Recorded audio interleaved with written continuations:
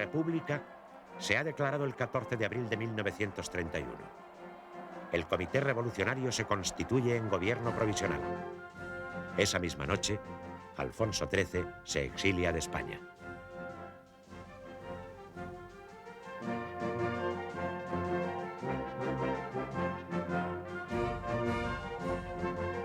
Londres y Washington temen, sin embargo, por sus inversiones. Reconocen al nuevo régimen de mala gana. Su relación con la República no se verá exenta de sobresaltos.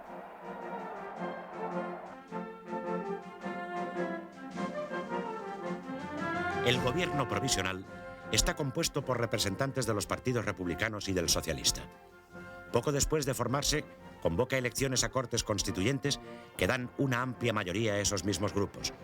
En diciembre de 1931, las Cortes aprobarán la Constitución de la República, que establece una democracia parlamentaria, introduce el principio de autonomía regional, la separación de la Iglesia y el Estado, el voto femenino e importantes derechos sociales para las clases trabajadoras.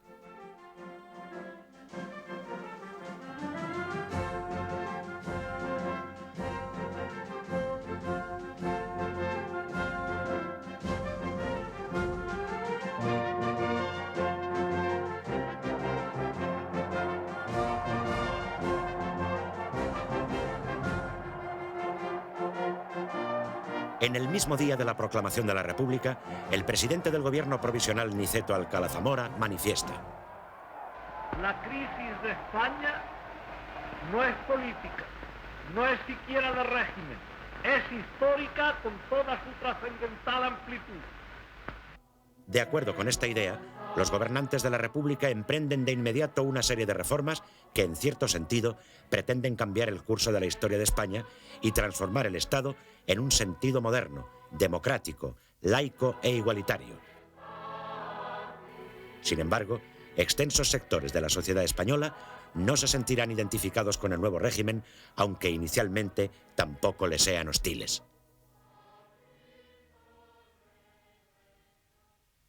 Desde el momento mismo de su constitución, el gobierno provisional aborda por decreto un conjunto de medidas que tratan de plantear y resolver los grandes problemas de la España de la época. El problema social y muy particularmente el agrario.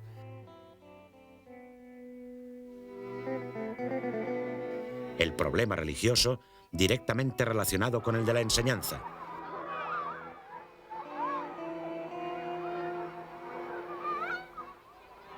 El problema militar y, finalmente, el autonómico.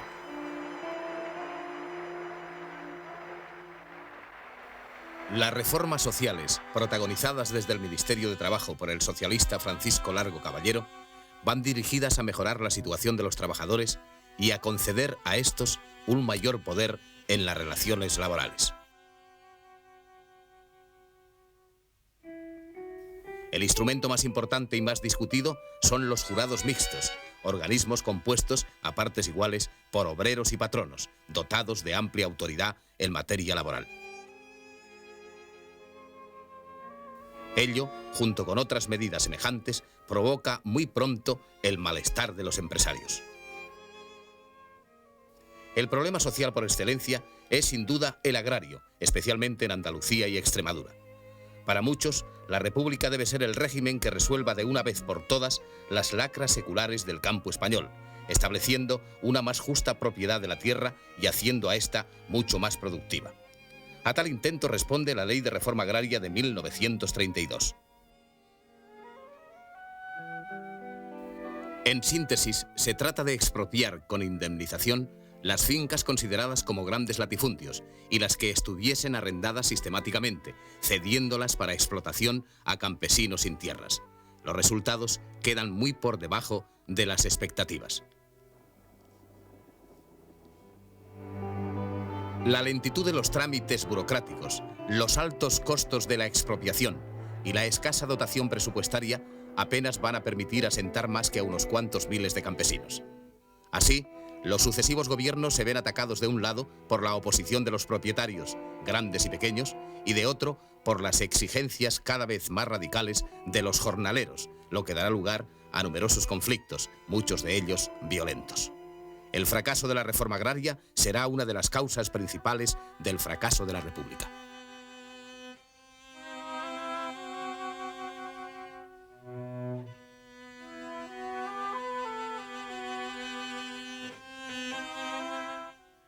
Otro problema de gran trascendencia afecta a las relaciones con la Iglesia. La nueva legalidad establece el matrimonio civil y el divorcio. En consonancia con lo que ocurre en numerosos países europeos, reconoce una amplia libertad religiosa, pero exige autorización para realizar actos fuera de los templos. Se aprueban condiciones de culto restrictivas para las órdenes y congregaciones católicas. La prohibición más espectacular y conflictiva se refiere a la enseñanza de la religión en los planes oficiales de estudio.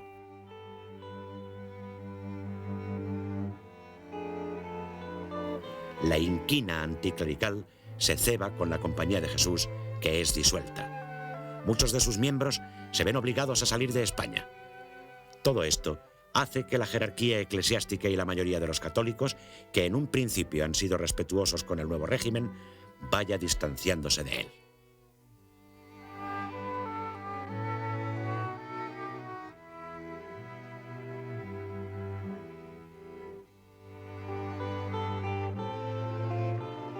El anticlericalismo gubernamental refleja y excita a otro secular firmemente anclado en la sociedad española, cuyas manifestaciones se escapan de las manos a las autoridades de la República, a la que causan un perjuicio enorme. Cuando aún no ha transcurrido un mes desde el 14 de abril, en Madrid y en varias ciudades, son incendiados y saqueados numerosos edificios religiosos ante la pasividad del gobierno.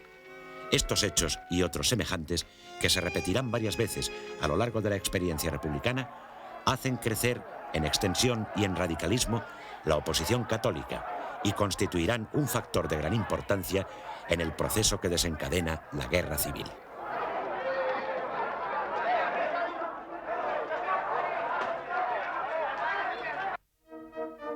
Otro de los grandes problemas cuya solución aborda la República es el militar. El ejército tiene un número desproporcionado de mandos en relación con la tropa y con las necesidades de defensa, un armamento y material escasos y anticuados y, como consecuencia, una preparación técnica deficiente en gran parte de la oficialidad.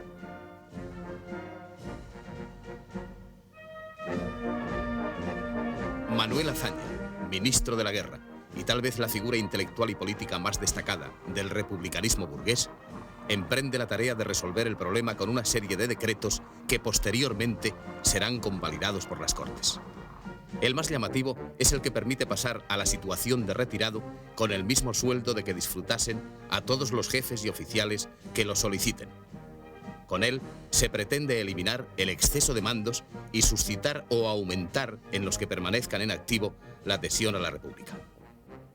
Son muchos los que se acogen a esta ventajosa forma de reconversión que reduce el número de efectivos, pero no republicaniza al ejército.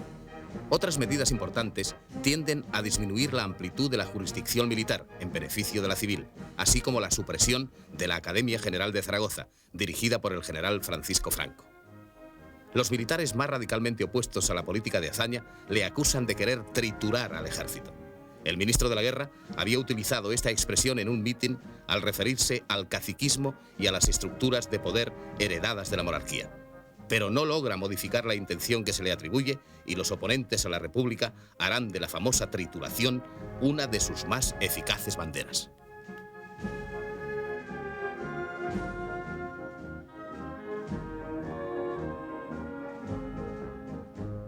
El nuevo régimen se enfrenta también con el problema de los nacionalismos y regionalismos. El 14 de abril se ha proclamado improvisadamente en Barcelona la República Catalana dentro de un proyectado régimen federal. Sin embargo, tras conversaciones con los representantes del gobierno central, a los 3 días se establece la Generalitat. La Constitución ofrece un cauce para resolver los problemas regionales y la posibilidad de crear entidades autónomas dotadas de un estatuto que les ofrece amplias posibilidades. Los catalanes son los primeros en hacer uso de tales facultades. En los meses inmediatos a la proclamación de la República, se redacta un proyecto de estatuto que es abrumadoramente aprobado en plebiscito y presentado al gobierno.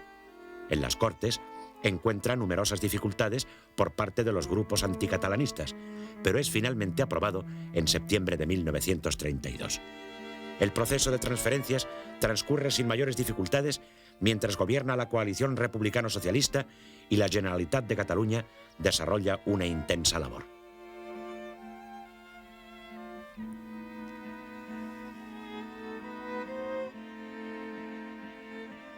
En el País Vasco la cuestión es mucho más compleja. Se destaca allí la fuerza importante del Partido Nacionalista Vasco, fundado en 1895 por Sabino Arana, y cuyo lema es Dios y ley vieja. También persigue como objetivo la recuperación de las libertades de los territorios vascos que estima han sido perdidas durante las guerras y por las aboliciones del siglo XIX. Al mismo tiempo, otras reivindicaciones son el destacar la peculiaridad étnica del pueblo vasco y la defensa y desarrollo de su lengua, el euskera. Al alborear la República, no se puede decir que haya una fuerza hegemónica electoral en el País Vasco. Tienen gran implantación los carlistas y los socialistas, y en menor medida los republicanos. Sus posiciones políticas son coincidentes en unos temas y discrepantes en otros, lo que dificulta la elaboración de un proyecto de estatuto. En el verano de 1931, los grupos nacionalistas y carlistas consiguen que los ayuntamientos aprueben un anteproyecto estatutario que provoca la oposición de republicanos y socialistas. En abril de 1932 se elabora un nuevo proyecto de matiz claramente nacionalista que abarca a Euskadi y Navarra. Encuentra fuerte oposición en los navarros, mayoritariamente carlistas, y también fracasa.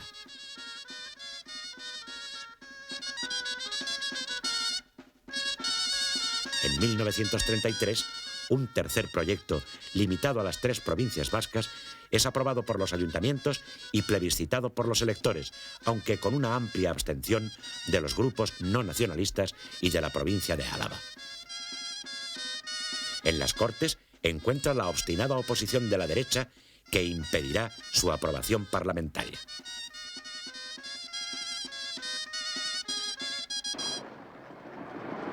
Todos estos problemas se desarrollan en un contexto internacional conflictivo. La crisis económica iniciada en Estados Unidos a fines de 1929 se hace sentir en España a partir de 1931. Y aunque su impacto no es muy fuerte, dado el relativo aislamiento de la economía española, provoca una seria disminución de las exportaciones y un significativo aumento del paro. En este contexto, los gobiernos norteamericano y británico contemplan con suspicacia, con recelo, a la joven República Española. El representante de Washington en Madrid, Irwin Laughlin, siempre exagerado, teme por las inversiones yanquis en España. Contempla a la joven República deslizándose hacia la izquierda, incluso proclive al comunismo. El embajador británico en Madrid, Sir George Graham, es sin embargo mucho más ecuánime. El hecho más destacado del contexto internacional es, sin embargo, el auge de los fascismos en Europa. En enero de 1933, el Partido Nacional Socialista Alemán gana las elecciones y Adolfo Hitler es nombrado canciller con el apoyo de las fuerzas conservadoras. Rápidamente desborda a sus circunstanciales aliados, atribuye a los comunistas el incendio del Reichstag o Parlamento, obra de los propios nazis, adopta medidas de excepción y convoca nuevas elecciones que le dan un triunfo resonante.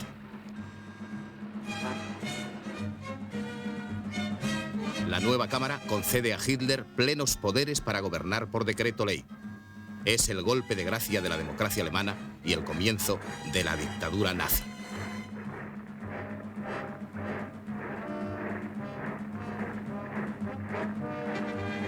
El triunfo hitleriano, unido a la consolidación y a los alardes cada vez más ostentosos del fascismo mussoliniano, agudiza el enfrentamiento entre las fuerzas fascistas y antifascistas en Europa.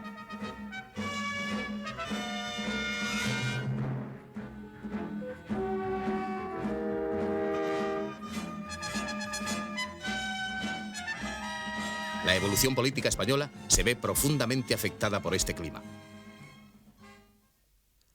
Los sucesivos gobiernos del primer bienio republicano, presididos por Azaña, van a lograr una parte importante de sus objetivos, pero al mismo tiempo sufren un fuerte desgaste. A las dificultades mencionadas se añade una oposición sistemática y creciente por la derecha y por la izquierda.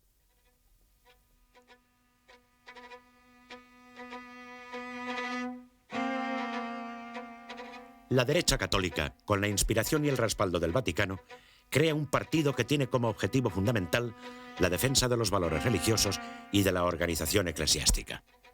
Se trata de Acción Popular, que acepta la República, pero que se opone a la política del gobierno Azaña.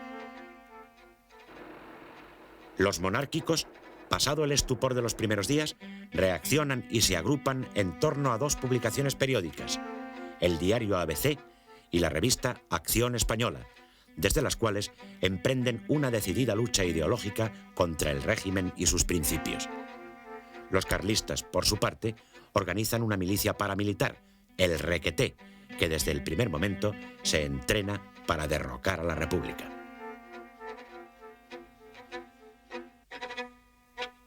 Otros grupos monárquicos, con importante participación de aristócratas y grandes de España, promueven un golpe militar en agosto de 1932. Lo capitanea el general José Sanjurjo, que se pronuncia en Sevilla.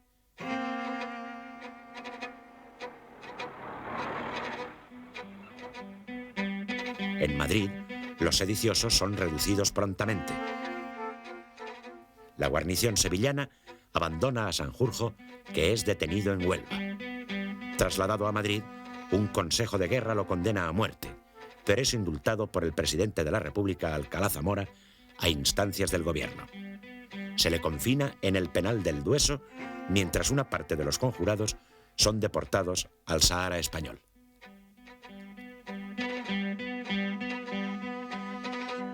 El fracaso de Sanjurjo induce a los grupos antirrepublicanos a preparar un golpe de Estado más eficaz.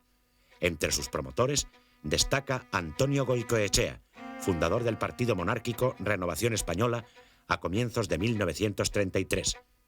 Su propósito, solo conocido por los más allegados, es preparar un golpe de fuerza, para lo cual resulta necesario hacer propaganda en el seno del ejército.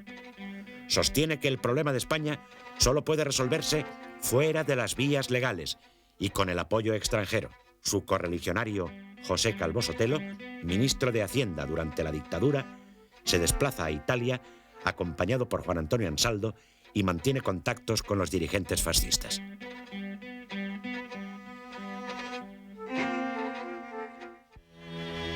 El gobierno de la República también es acosado por la izquierda, principalmente por los sindicatos anarcosindicalistas. Partidarios de la acción directa y de la revolución social, entienden que no pueden conseguir sus aspiraciones respetando la legalidad de una república burguesa, por lo que desencadenan en varias ocasiones huelgas insurreccionales. Así ocurre, por ejemplo, en Cataluña, donde se proclama el comunismo libertario. La Algarada es dominada por el ejército sin derramamiento de sangre.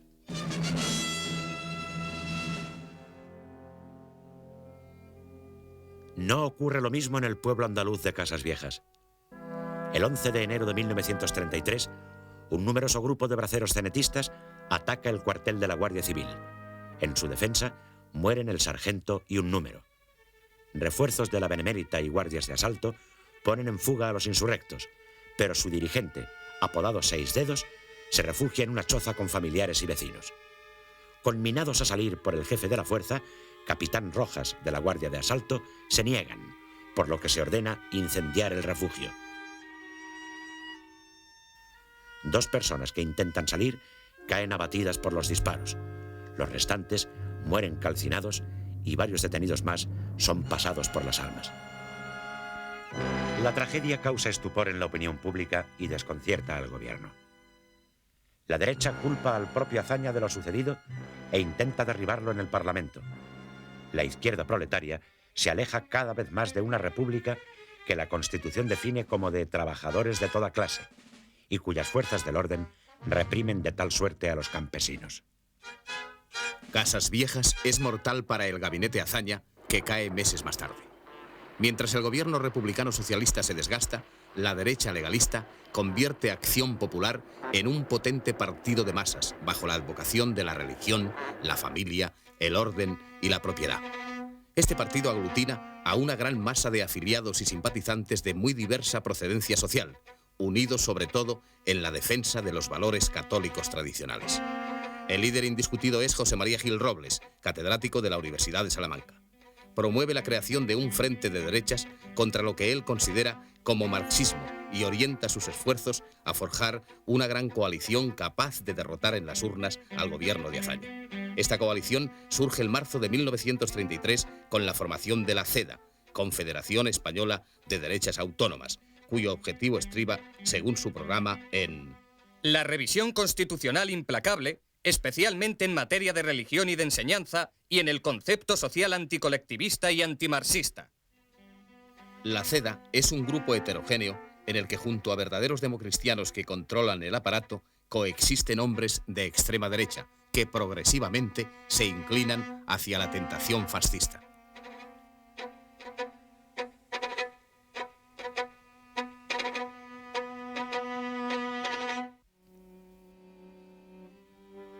En septiembre de 1933 cae el gabinete Azaña.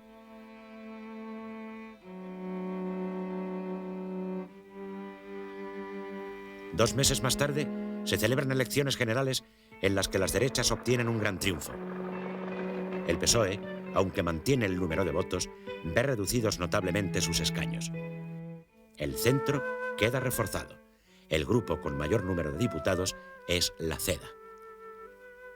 Sin embargo, el presidente de la República, en uso de su función moderadora, nombra jefe del gobierno a Lerroux, líder del Partido Republicano Radical, que ahora practica una política claramente moderada.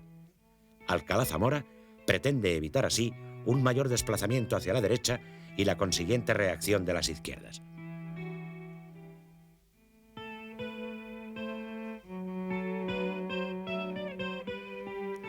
La situación política da un giro importante.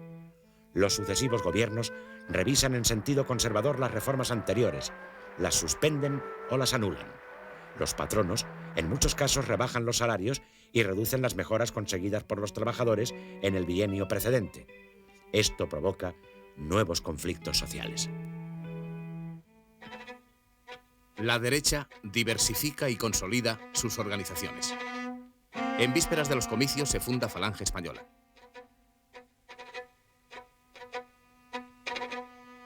Contraria al liberalismo y al marxismo, doctrinas que considera caducas y pretende superar, es declaradamente antirrepublicana y está impregnada de un fuerte nacionalismo españolista.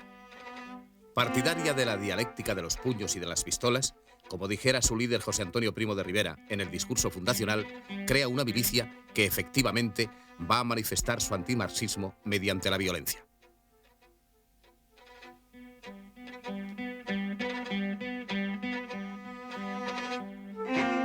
Pero inicialmente, Falange es un grupo minoritario y poco significativo.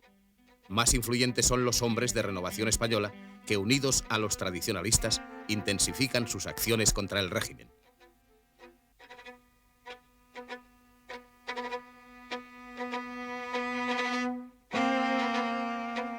En marzo de 1934, se entrevistan en Italia con el líder fascista Italo Balbo. Y posteriormente con el Duce, quien les promete una importante ayuda en armas y dinero.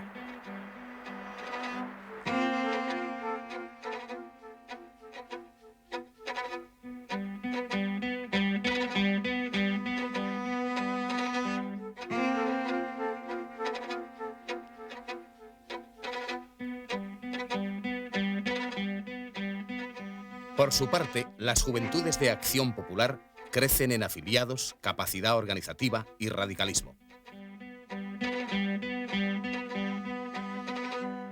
el mismo mes de marzo de 1934, realizan una gran concentración en el Escorial, donde aclaman a Gil Robles a los gritos de «jefe, jefe, jefe», de claras resonancias fascistas, y se declaran autoritarias, antidemócratas y antiparlamentarias.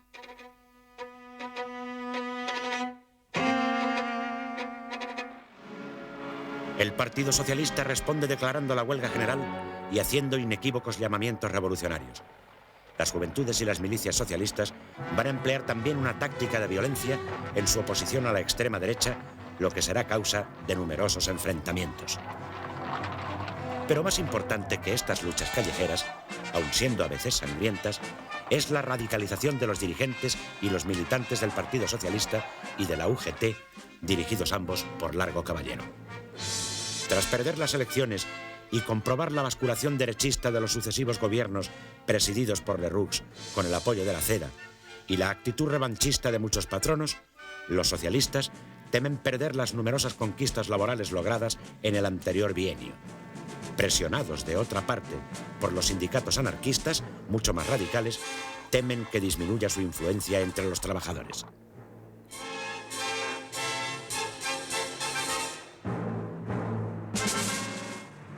El ascenso del fascismo en Alemania y Austria, donde el canciller Dollfuss reprime duramente una insurrección obrera, aumenta los temores.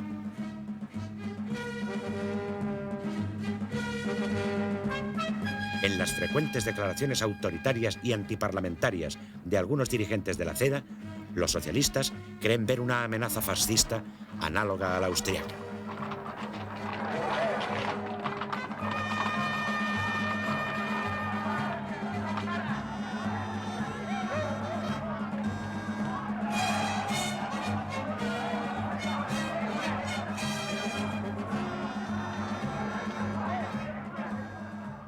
Y así, desde 1933, la dirección del PSOE se manifiesta cada día más decidida a tomar el poder por la fuerza, rompiendo la legalidad republicana y a cambiar la política moderada que hasta entonces venía practicando por otra claramente revolucionaria. El diario El Socialista, órgano oficial del partido, expresa en 1934 la actitud de muchos dirigentes y militantes cuando afirma: la República está perdida, tiene el daño en el tuétano, se muere de enfermedad contagiosa. ¿Qué decir? ¿Qué hacer? Nosotros decimos esto, que se muera, y hacemos esto otro, prepararnos para la nueva conquista. El nuevo embajador norteamericano, Claude Bowers, informa a Washington de que Largo Caballero es prácticamente comunista. En su actitud, los socialistas no están solos. Como en ocasiones anteriores, buscan la colaboración de los republicanos de izquierda y de los catalanistas. Aunque sus motivaciones y su actuación sean muy distintas, todos protagonizarán los acontecimientos conocidos como Revolución de Octubre, uno de los hechos más graves y de mayor trascendencia de toda la República. El motivo aducido por los revolucionarios es la entrada de la CEDA en el gobierno formado por Lerroux el 4 de octubre de 1934. Los partidos republicanos de izquierda afirman públicamente que rompen toda solidaridad con las instituciones actuales del régimen, aduciendo que este ha sido desleal a sí mismo y traidor a los postulados y principios del 14 de abril, o que se ha entregado el gobierno de la República a sus enemigos. Las ejecutivas del PSOE y de la UGT cursan a toda España la orden de huelga general revolucionaria, que es seguida con distinta intensidad según los lugares.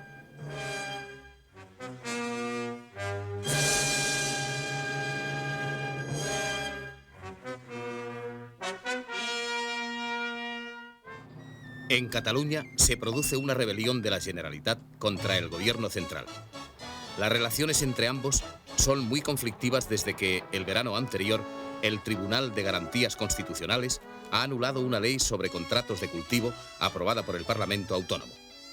Este desafía las instrucciones de Madrid, aprobando seguidamente otra ley idéntica, mientras que desde la Consejería de Gobernación se dirigen los preparativos insurreccionales.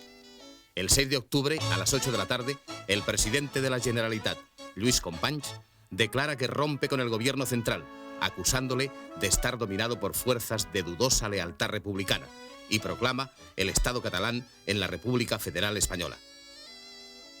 Ofrece la ciudad de Barcelona como sede provisional del nuevo gobierno español. Mientras tanto, grupos de nacionalistas radicales y de la minoritaria Alianza Obrera exigen la inmediata proclamación de la República Catalana. La CNT no participa en la rebelión. Companys requiere al jefe de la división, general Domingo Batet, que se ponga al servicio de la Generalitat, pero este se niega. Batet, militar catalán liberal y republicano, mantiene su fidelidad al gobierno central y declara el estado de guerra. Se lucha en algunos puntos de la ciudad durante la noche. Las tropas llegan al Palacio de la Generalitat y a las 6 de la mañana, Companys comunica telefónicamente su rendición. El gobierno suspende el Estatuto de Cataluña y ordena centenares de detenciones. Las 10 horas de rebelión catalana han costado 46 muertos y 117 heridos. Pero donde la insurrección alcanza su mayor intensidad es en Asturias. Las organizaciones proletarias, unificadas en la Alianza Obrera, se lanzan a una auténtica rebelión armada. Asaltan las casas cuartel de la Guardia Civil, se apoderan de la cuenca minera, crean comités revolucionarios y ocupan las fábricas de armas. Entre sus actos de violencia son especialmente llamativos los realizados en la Catedral de Oviedo, el incendio de la biblioteca de la universidad y la apertura violenta de las cajas del Banco de España. Al mismo tiempo, establecen un poder obrero que en algunos casos decreta el comunismo y crea una administración rudimentaria. El gobierno utiliza al ejército para reprimir la revolución. El ministro de la Guerra, el republicano radical Diego Hidalgo, llama al general Francisco Franco para que, sin cargo oficial alguno, dirija desde Madrid las operaciones. El general Eduardo López Ochoa organiza las tropas que marcharán por tierra hacia Oviedo.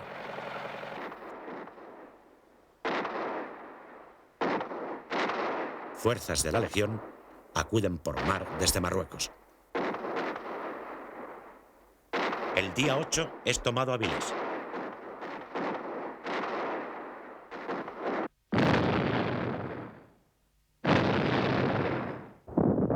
En el camino hacia Oviedo, las tropas mandadas por el teniente coronel Juan Yagüe tropiezan con una encarnizada resistencia en la iglesia de San Pedro de los Arcos.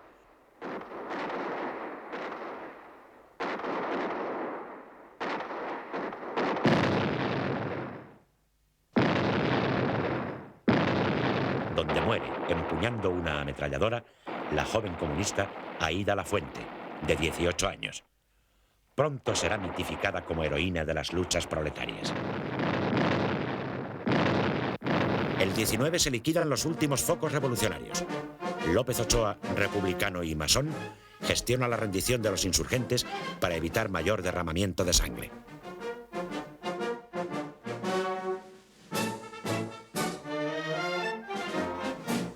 Cuando la insurrección está totalmente dominada, el ministro de la Guerra, acompañado del general Franco, se traslada a Asturias, donde López Ochoa le da cuenta del desarrollo de las operaciones. Desde este momento, la figura de Franco se perfila en los ambientes conservadores como el hombre fuerte capaz de contener la revolución.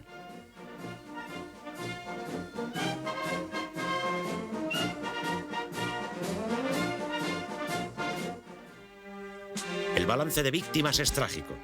1000 muertos y 2000 heridos entre los paisanos.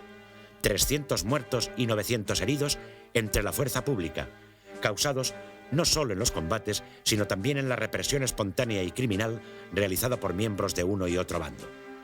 Resulta especialmente llamativo el asesinato del periodista Luis Sirval, quien ha denunciado las brutalidades y excesos de la Legión en Asturias.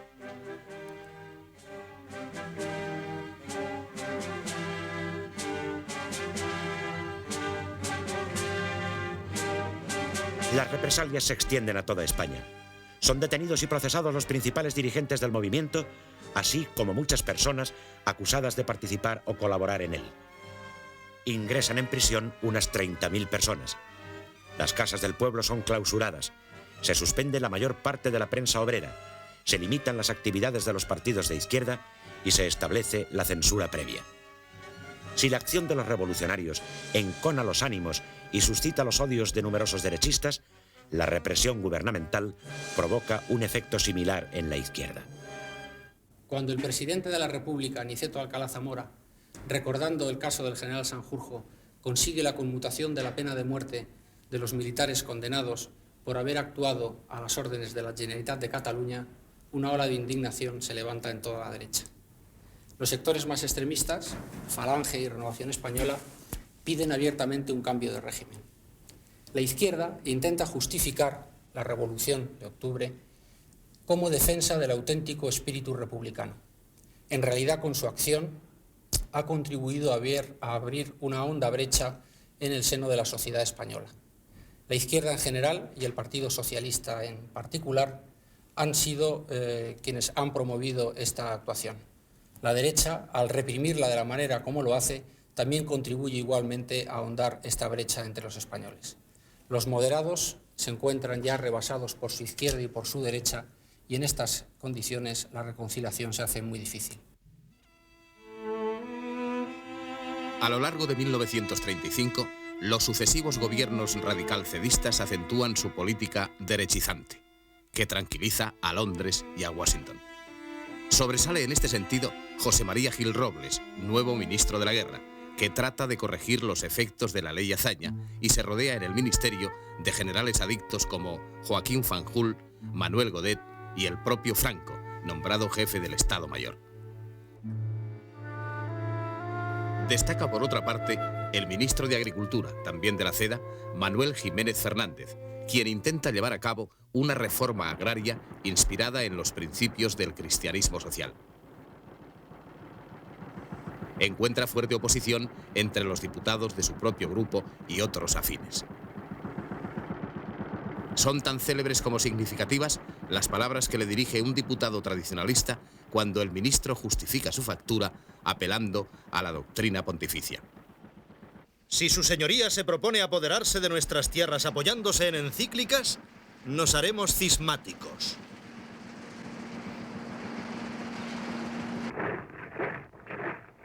Mientras tanto, continúan creciendo los fascismos en Europa. El Estado nazi se consolida en el interior y tiene un peso cada vez más decisivo en las relaciones internacionales, sobre todo después de que Hitler combina en 1934 la jefatura del gobierno y la del Estado y decreta al año siguiente el rearme y el servicio militar obligatorio. La política de Berlín fascina a los autoritarios e infunde temor a los demócratas.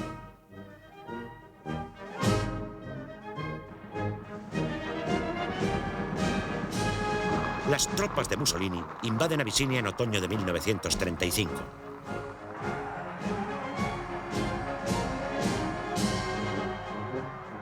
Las protestas del Negus Haile Selassie ante la comunidad internacional y la condena de la Sociedad de Naciones son totalmente ineficaces.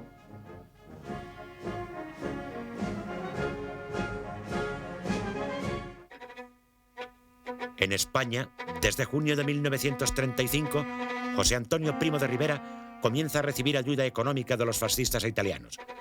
Por orden del yerno de Mussolini, Galeazzo Ciano, y a través de la embajada italiana en París, se le entregan 50.000 liras mensuales, cantidad equivalente a unos 4 millones de pesetas de 1986. No se informa del asunto a la embajada en Madrid.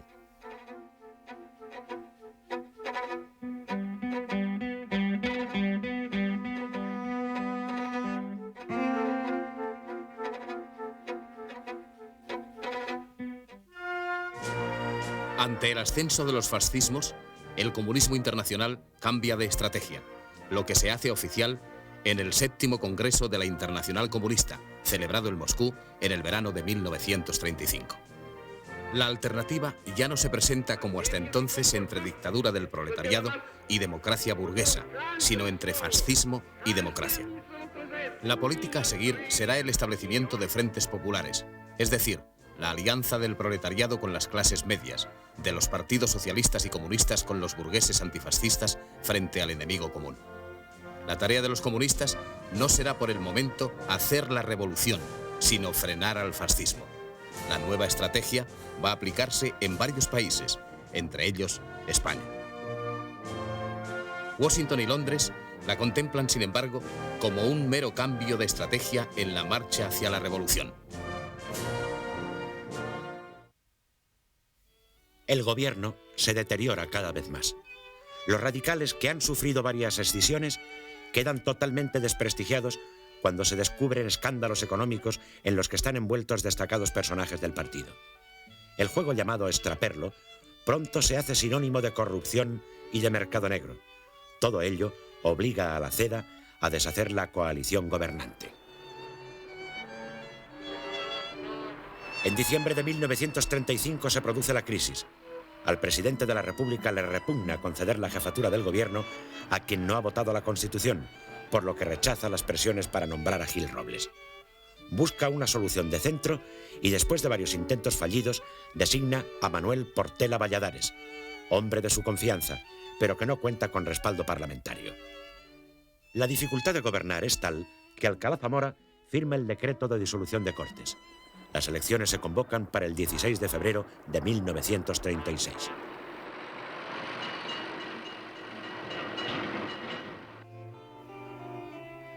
La izquierda se ha rehecho considerablemente, como demuestra el mitin de Azaña en el Campo de Comillas, cerca de Madrid.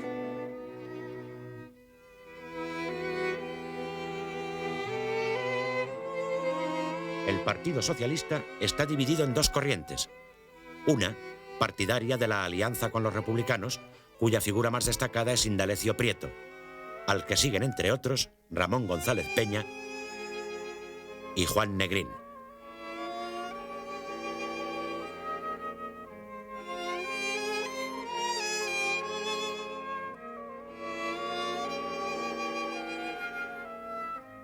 La otra, que acepta esta alianza para liberar a los presos, pero que pretende superar la República burguesa, es la dirigida por Francisco Largo Caballero. El veterano líder sindical afirma en un mitin: nuestro deber es traer al socialismo, pero no a secas. Hablo del socialismo marxista, del revolucionario. La República burguesa no es sino una etapa en el camino que conduce a la República socialista.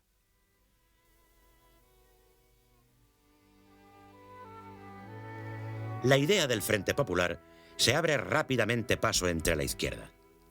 Coordina las gestiones para formarlo el prestigioso jurista Felipe Sánchez Román. El 15 de enero se hace público el programa: amnistía para los presos políticos y represaliados de octubre y restablecimiento de la legislación del primer bienio, particularmente del Estatuto de Cataluña y de la reforma agraria. La unión de las izquierdas obliga a coaligarse a las fuerzas derechistas. Al Frente Popular se opone el Frente Nacional. Aunque hay algunos partidos de centro, en el panorama político se refleja la división de la sociedad española en dos grandes bloques antagónicos. En un primer momento, su enfrentamiento va a ser solo electoral.